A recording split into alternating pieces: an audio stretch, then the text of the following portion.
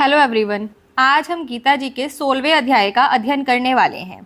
यहाँ पर श्री भगवान बोले, भय का सर्वथा अभाव, अंतःकरण की पूर्ण निर्मलता, तत्व ज्ञान के लिए ध्यान योग में निरंतर दृढ़ स्थिति, सात्विक दान, इंद्रियों का दमन, भगवान, देवता, गुरुजनों की पूजा, अग्निहोत्र आदि उत्तम कर्मों का आचरण, वेद शास्त्रों का पठन पाठन तथा भगवान के नाम और गुणों का कीर्तन, स्वधर्म पालन के लिए कष्ट सहन और शरीर तथा इंद्रियों के सहित अंतःकरण की सरलता, मन, वाणी और शरीर से किसी भी प्रकार के किसी भी कष्ट को ना देना, यथार्थ और प्रिय भाषण, अपना अपकार करने वाले पर भी क्रोध का ना होना, कर्मों में कर्तापन के अभिमान का त्याग, अंतःकरण की उपरति अर्थात चित्त की चंचलता का अभाव, किसी की भी निंदा आदि ना करना, सब भूत प्राणियों में हेतु रहित दया, इंद्रियों का विषयों के साथ संयोग होने पर भी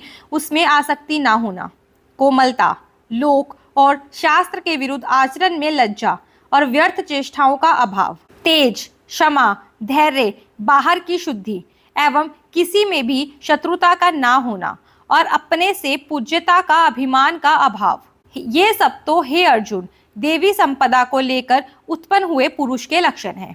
यहाँ पर श्री कृष्ण ने उन लक्षणों को बताया है जो एक दैवीय पुरुष में होते हैं।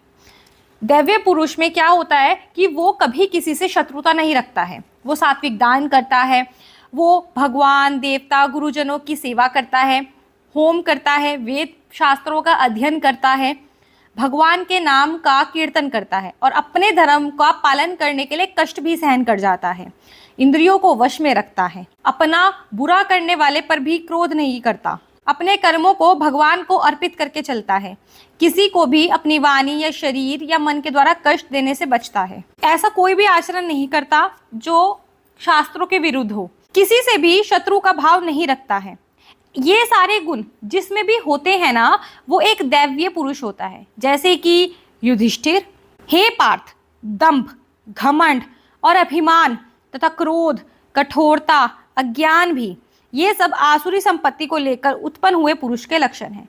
यहाँ पर श्री कृष्ण आसुरी प्रवृत्ति किसको बता रहे हैं? जिसके अंदर घमंड होता है, जिसके अंदर अभिमान होता है, जो हमेशा गुस्से में रहता है, जो कठोरता के साथ व्यवहार करता है, वो आसुरी प्रवृत्ति के अंदर काउंट होता है। जैसे कि यहाँ पे दुर्योधन। दैवी संपदा मुक्ति के लिए और आसुरी संपदा बांधने के लिए मानी जाती है। इसलिए हे अर्जुन तू शोक मत कर, क्योंकि तू दैवी संपदा को लेकर उत्पन्न हुआ है।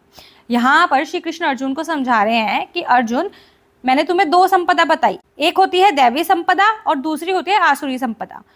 तुम एक दैवी संपदा के साथ उत्पन्न हुए हो, और जो दैवी संपदा होती है ना, वो मुक्ति के लिए होती है, उसके द्वारा हमारी मुक्ति होती है। लेकिन जो आसुरी संपदा होती है ना, वो हमारे को कर्म जाल में बांधती है। हे अर्जुन, इस लोक में भूतों की सृष्टि यानी मनुष्य समुदाय दो ही प्रकार का है, एक तो दैवी प्रकृति वाला और दूसरा आसुरी प्रकृति वाला।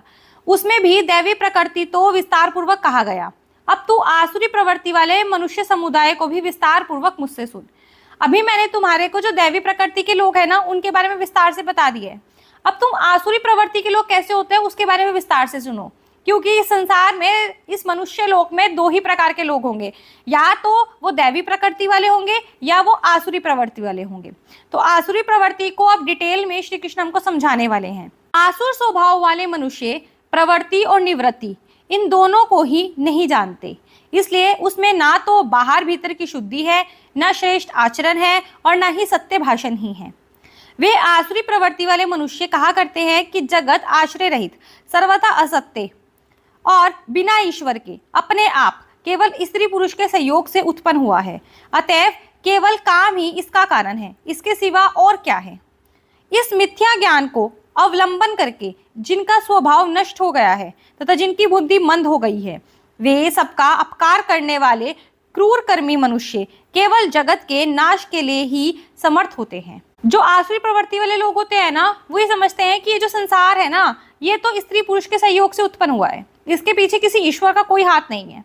जो आसुरी प्रवृत्ति वाले होते हैं ना, वो बाहर और भीतर से शुद्धि का ध्यान नहीं रखते हैं और ना ही कोई श्रेष्ठ आचरण करते हैं और सत्यभाषी भी नहीं होते हैं। उनका सिर्फ एक ही काम होता है, लोगों को कष्ट देना। वो जो आसुरी प्रवृत्ति वाले मनुष्य होते हैं ना, वो केवल जगत का नाश करने में ही समर्थ होते हैं। वे दंभ, मान, मद से युक्त मनुष्य किसी प्रकार भी पूर्ण न होने वाली कामनाओं का आश्रय लेकर, अज्ञान से मिथ्या सिद्धांतों को ग्रहण करके, भ्रष्ट आचरणों को धारण करके संसार में विचरते हैं। वो क्या करते हैं कि हमेशा अभिमान में रहते हैं, मद में चूर रहते हैं और वो गलत सिद्धांतों का पालन करके वैसा ही आचरण करते हैं तथा वे मृत्यु पर्यंत रहने वाली असंख्य चिंताओं का आश्रय लेने वाले, विषय भोगों के भोगने पर तत्पर रहने वाले, इतना ही सुख है, इस प्रकार मानने वाले होते हैं। वे आशा की सैकड़ों फांसियों से बंधे हुए मनुष्य काम क्रोध के परायण होकर विषय भोगों के लिए अन्यायपूर्वक धनादि पदार्थों का संग्रह करने की चेष्टा करते हैं। वो ऐसी ऐसी चीजें सोचते हैं, ऐसी ऐसी उनकी कामनाएं होती हैं कि उनको पूरा करने के लिए ना वो गलत तरीके से धन को इकट्ठा करते हैं। वो काम क्रोध में लिप्त रहते हैं। वे सोचा करते हैं कि मैंने आज यह प्राप्त कर लिया है और अब इस मनोरथ को प्राप्त कर लूंगा, मेरे पास यह इतना धन है और फिर भी यह हो जाएगा। उनको ऐसा लगता है कि मेरे को ये चीज चाहिए और मैंने ये प्राप्त कर ली, अब मेरे पास इतना धन हो गया, अब मुझे अगर मैं ये वाला काम चाहूँ तो मैं ये काम कर सकता हूँ, या मैं वो वाला काम चाहूँ तो वो काम कर सकता हूँ। वह शत्रु मेरे द्वारा मारा गया और उन दूसरे शत्रुओं को भी मैं मार डालूंगा। मैं ईश्वर हूँ, ऐश्वर्य को भोगने वाला हूँ, मैं सब सिद्धियों से युक्त हूँ और बलवान तथा सुखी हूँ। वो लोग ऐसा मानते हैं कि उन्होंने अपने शत्रुओं को मार दिया है और वो ये मानकर चलते हैं कि वो किसी को भी मार सकते हैं। वो अपने आप को एक तरह से ईश्वर समझने लगते हैं, क्योंकि ईश्वर के अलावा हमारी मृत्यु कौन तय कर सकता है। लेकिन उनको लगता है कि उन्होंने मृत्यु तय की है, उन्होंने अपने शत्रु को मारा है और वो सोचते हैं कि वो सारी सुख संपदा जो वो लोगों को दुखी करके या लोगों को मार पीट करके एकत्र कर रहे हैं, वो हमेशा उनके पास रहने वाली है। मैं बड़ा धनी और बड़े कुटुंब वाला हूँ, मेरे समान दूसरा कौन है। मैं यज्ञ करूंगा, दान दूंगा, अमोद प्रमोद करूंगा। इस प्रकार अज्ञान से मोहित रहने वाला तथा अनेक प्रकार से भ्रमित चित्त वाले, मोहरूप जाल से समावृत और विषय भोगों में अत्यंत सशक्त आसुर लोग महान अपवित्र नरक में गिरते हैं। वो ये सोचते हैं कि मैं तो बहुत धनी हूँ, मेरा तो इतना बड़ा परिवार है, मेरे से ऐसा तो कोई दूसरा है ही नहीं इस दुनिया में। मैं यज्ञ कराऊंगा, मैं दान दूंगा, मैं बहुत खुशी से अपना जीवन व्यतीत करूंगा। लेकिन उन्हें नहीं पता कि उनके द्वारा कुछ भी नहीं किया जा रहा है। जो कुछ कर रहा है वो सब कुछ परमेश्वर द्वारा पहले से ही रचित है। वे अपने आप को श्रेष्ठ मानने वाले घमंडी पुरुष धन और मान के मद में युक्त होकर केवल नाम मात्र के यज्ञों द्वारा पाखंड से शास्त्र विधि रहित यजन करते हैं। ऐसे लोग क्या करते हैं, बहुत घमंडी होते हैं।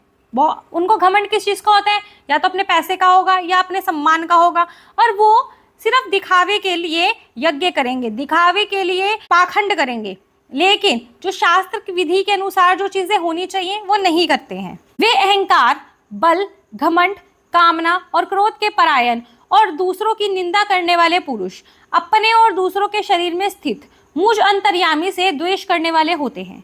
श्री कृष्ण कह रहे हैं कि उनके अंदर इतना अहंकार होता है, इतना घमंड होता है, उनके अंदर इतना क्रोध होता है कि वो बस ये सोचते हैं कि मैं दूसरे की निंदा कर लूं। वो दूसरे की बुराई करते हैं, लेकिन वो भूल जाते हैं कि उस दूसरे के अंदर भी तो मैं ही हूँ।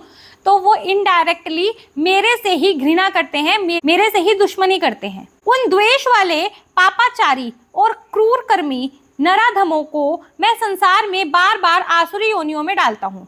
और जो ऐसे पाप करने वाले लोग होते हैं ना, मैं उन्हें जानबूझ के बार बार संसार में उस आसुरी प्रवृत्ति के साथ ही भेजता हूँ।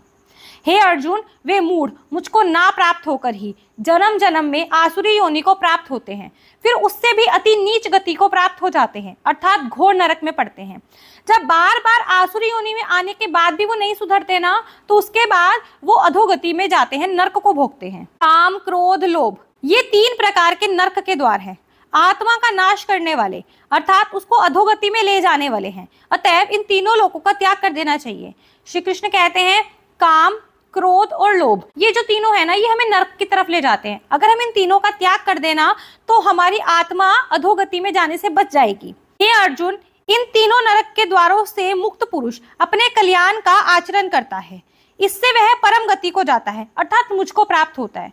जो इन तीनों नरक के द्वारों को छोड़ देता है ना, वो परम गति को प्राप्त होता है, अर्थात मुझको प्राप्त होता है। जो पुरुष शास्त्र विधि को त्याग कर अपनी इच्छा से मनमाना आचरण करता है, वह ना सिद्धि को प्राप्त होता है, ना परम गति को, ना सुख को ही। जो शास्त्र विधि के अलावा अपने मन से जो मर्जी आए वो करता है ना, वो कभी भी सिद्धि को प्राप्त नहीं होता है, परम गति को प्राप्त नहीं होता है, उसको सुख आदि नहीं मिलते हैं। इससे तेरे लिए इस कर्तव्य और अकर्तव्य की व्यवस्था में शास्त्र ही प्रमाण है। ऐसा जानकर तू शास्त्र विधि से नियत कर्म ही करने योग्य है। यहाँ पर श्री कृष्ण कह रहे हैं कि हमारे को कर्तव्य और अकर्तव्य के बीच के अंतर पता होना चाहिए, और जो भी हम करें हमें शास्त्रों के अकॉर्डिंग करना चाहिए, और शास्त्र विधि का ध्यान रखकर ही हमें काम को करना चाहिए। आज के अध्याय में हमने सीखा कि हमें जो भी काम करना है ना, शास्त्रों के अनुसार करना है।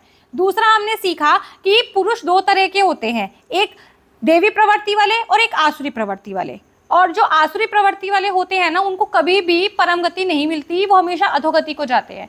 इसलिए हमारे को कोशिश करनी चाहिए कि हमारा जो आचरण है ना, वो एक दैवी प्रवृत्ति वाला हो। अगर हम दैवी प्रवृत्ति के साथ रहते हैं तो हम परम गति को पाते हैं, लेकिन अगर हम आसुरी प्रवृत्ति में चले जाते हैं तो बार बार इस जन्म मरण के चक्कर में पड़ते रहेंगे, जब तक कि हम एक अच्छे आचरण में नहीं आ जाते। अगर हमें अपनी आत्मा को अधोगति में जाने से बचाना है ना, या हमें नरक में जाने से बचना है ना, तो हमें काम, लोभ और क्रोध, इन तीनों से बचना होगा। अगर हम इन तीनों को छोड़ देते हैं ना, तो हम परम गति को प्राप्त हो सकते हैं। हमारी आत्मा को बार बार जन्म मरण के इस चक्र से छुटकारा मिल सकता है। तो हमें कोशिश करनी चाहिए कि हम लोभ में ना आए, क्रोध में ना आए और काम में ना पड़े। आई होप आज का अध्याय आपको अच्छे से समझ आ गया होगा। अगर यह अध्याय आपको अच्छे से समझ आ गया है तो इस वीडियो को लाइक कर देना, शेयर कर देना। चैनल पर पहली बार आए हो तो इसे सब्सक्राइब करके जाना। मिलते हैं कल अगले अध्याय के साथ, तब तक के लिए राधे राधे।